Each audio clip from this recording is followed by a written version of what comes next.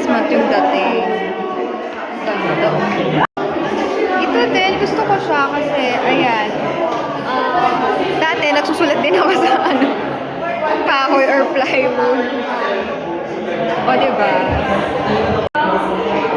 And then, gusto ko rin ito kasi, yung very creative, reuse siya, repurpose. From waste materials, naging siyang art. Ang bongga nito. Para ako, pili ko sangre ako.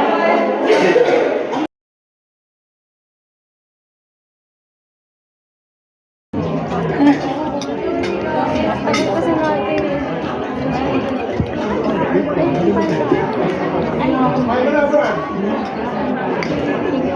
Kailangan na ito. mamaya. Pag nabili